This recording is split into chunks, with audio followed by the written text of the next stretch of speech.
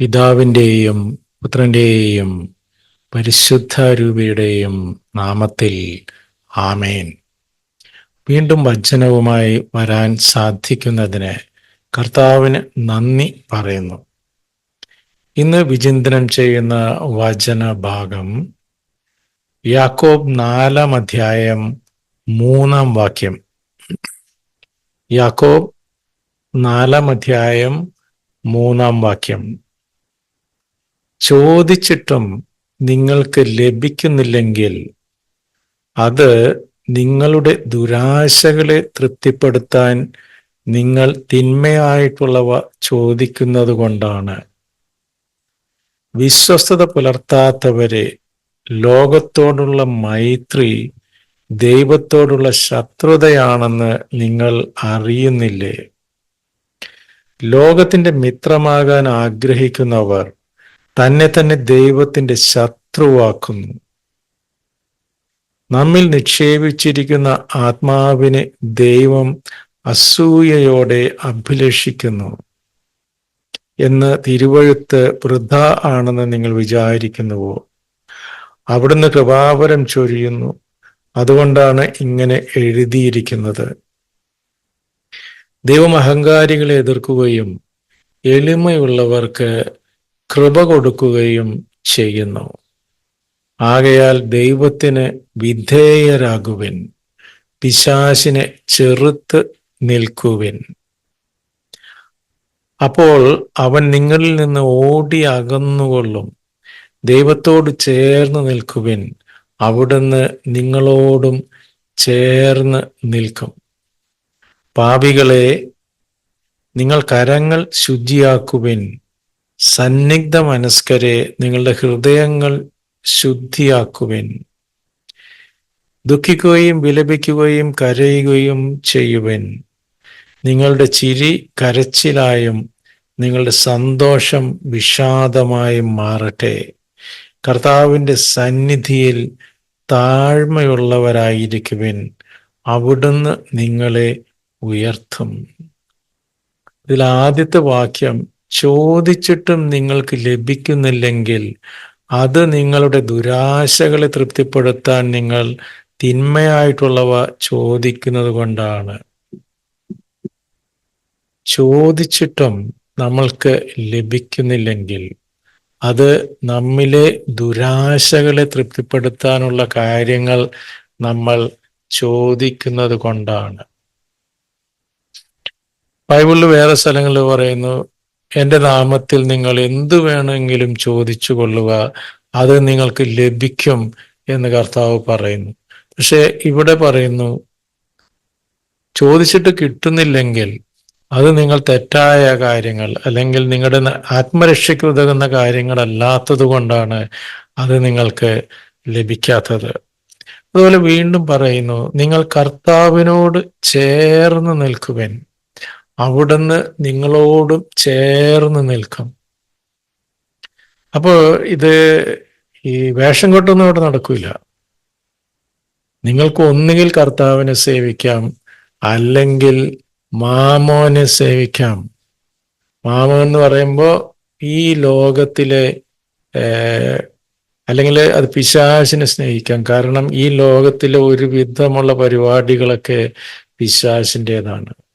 നിങ്ങൾക്ക് ഒന്നുകിൽ ദൈവത്തെ സേവിക്കാം, അല്ലെങ്കിൽ മാമോനെ സേവിക്കാം, അല്ലെങ്കിൽ പിശാചിനെ സേവിക്കാം. ഈ രണ്ട് പരിപാടിയും കൂടി ഓപ്പർച്യൂണിസ്റ്റായിട്ട് നടക്കുകയില്ല. നമ്മൾ ബിസിനസ്സിൽ കള്ളത്തരം കാണിക്കുന്നുണ്ട്, എന്നിട്ട് പറയാണ് എനിക്ക് ബിസിനസ്സിൽ അഭിവൃദ്ധി വേണം എന്ന് പറഞ്ഞു കഴിഞ്ഞാൽ അത് നടക്കില്ല. കാരണം നിങ്ങൾ ബിസിനസ്സിൽ ഓൾറെഡി തട്ടിപ്പ് നടത്തുന്ന ആളായിരിക്കും. അപ്പൊ കർത്താവിനോട് ചേർന്ന് നിന്നുകൊണ്ട് ഹൃദയങ്ങൾ പരിശോധിക്കുന്നവനാണ് നമ്മുടെ കർത്താവ്. ഈ ലോകത്തിലെ സമസ്തവും സൃഷ്ടിച്ചവനാണ് നമ്മുടെ കർത്താവ്. അവിടെ ഈ മനുഷ്യന്റെ കുതന്ത്രങ്ങളുമായി നമ്മൾ അങ്ങോട്ട് പോകരുത്. സർവത്തിൻ്റെയും അധിപന്റെ മുമ്പിൽ പരമാർത്ഥ ഹൃദയത്തോടെ നമ്മൾക്ക് നിൽക്കാം. ഒരു തെരഞ്ഞെടുപ്പ് ഇവിടെ അനിവാര്യമാണ്. ഒന്നുകിൽ ക്രിസ്തുവിനോട് കൂടെ, അല്ലെങ്കിൽ സാത്താനോടുകൂടെ. ഈ ലോകം എന്നും, അല്ലെങ്കിൽ വിശ്വാസികൾ എന്നും ഈ രണ്ടിൻ്റെയും ഇടയിൽ കിടന്ന് പരീക്ഷിക്കപ്പെട്ടിട്ടുണ്ട്.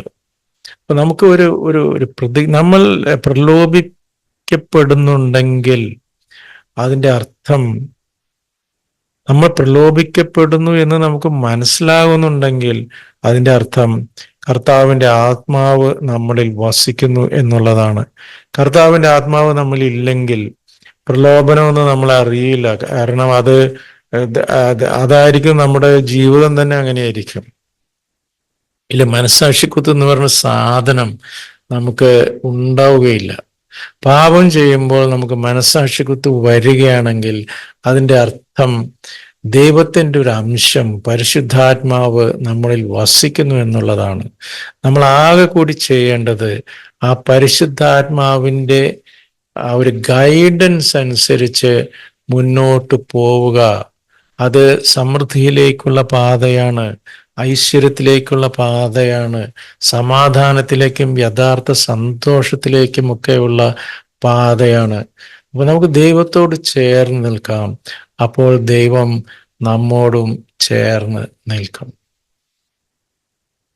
ഈ ദൈവത്തോട് എന്ത് ചോദിച്ചാലും നിങ്ങൾക്ക് ലഭിക്കും എന്നൊക്കെ പറയുന്നത് സൂക്ഷിച്ച്, അത് ചോദിക്കുന്നത് സൂക്ഷിച്ചു വേണം. എൻ്റെ ജീവിതത്തിൽ ഒരു പ്രാവശ്യം ഞാനൊരു കാര്യം മോഹിച്ച് ചോദിച്ചു. പല പ്രാവശ്യം ദൈവം എൻ്റെ അടുത്ത് പറഞ്ഞു, നിനക്കത് നല്ലതല്ല, നീ ഇതിന് പശ്ചാത്തപിക്കും, നിനക്കത് നല്ലതല്ല. പല പ്രാവശ്യം എന്നെ ഓർമ്മിപ്പിച്ചു. എന്നിട്ടും എൻ്റെ കടുംപിടുത്തം കാരണം ദൈവം എനിക്ക് അത് സാധിച്ചു തരികയാണ്. ദൈവമാണോ പിശാചാണോ എന്ന് നമുക്കറിയില്ല. ആ ആഗ്രഹം സാധിക്കുകയാണ്. ഒരു മൊമെന്ററി ഹാപ്പിനെസ് ഒക്കെ അതിൽ നിന്ന് കിട്ടിയെന്നതൊഴിച്ചാൽ ദ ലോങ് റൺ അത് ഒരു കെണിയായിരുന്നുവെന്ന് നമുക്ക് എനിക്ക് മനസ്സിലാക്കാൻ സാധിക്കുന്നുണ്ട്. അപ്പോൾ ഈ ബൈബിളിലെ വചനങ്ങളൊക്കെ ജീവനുള്ള വചനങ്ങളാണ്. അത് വെറുതെ വായിച്ച് തള്ളിക്കളയരുത്. അത് കേട്ടാൽ അത് വെറുതെ മറന്നു കളയരുത്. ചോദിച്ചാൽ നിങ്ങൾക്ക് ലഭിക്കും, തീർച്ചയായും ലഭിക്കും. ഇനി ലഭിക്കാൻ അമാന്തമുണ്ടെങ്കിൽ, അല്ലെങ്കിൽ ലഭിക്കുന്നില്ലെങ്കിൽ, അത് ദൈവത്തിൻ്റെ കരുതലാണ്. കാരണം അത് നമുക്ക് ആവശ്യമില്ലാത്ത കാര്യങ്ങളാണ്, നമ്മളെ അപകടത്തിലേക്ക് നയിക്കുന്ന കാര്യങ്ങളാണ്. ഇതിലൊക്കെ ഇതൊക്കെ തിയറിയൊന്നുമല്ല, ഇത് ജീവിതമാണ്. This is real. നമുക്ക് ആത്മാർത്ഥമായി, ഹൃദയ പരമാർത്ഥതയോടെ, ഒന്നും മറച്ചു വയ്ക്കാതെ നമുക്ക് കർത്താവിലേക്ക് ചേർന്ന് നിൽക്കാം. മാനുഷികമായ പ്രവണതകൾ മാറ്റിവെക്കാം. കർത്താവിൻ്റെ വചനം ശ്രവിച്ച് അതനുസരിച്ച് നമുക്ക് മുന്നോട്ട് പോകാം. അത് നമ്മളെ ഐശ്വര്യത്തിലേക്കും സന്തോഷത്തിലേക്കും ആനന്ദത്തിലേക്കും ദൈവത്തിൻ്റെ രീതിയിൽ നമ്മളെ നയിക്കും.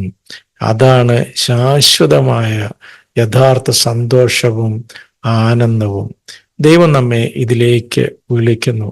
നമുക്ക് അവനോട് ചേർന്ന് നിൽക്കാം. ദൈവം നമ്മളെ എല്ലാവരെയും സമൃദ്ധമായി അനുഗ്രഹിക്കട്ടെ. നിങ്ങളും എനിക്ക് വേണ്ടി പ്രത്യേകം പ്രാർത്ഥിക്കുമല്ലോ. ആമേൻ. God bless.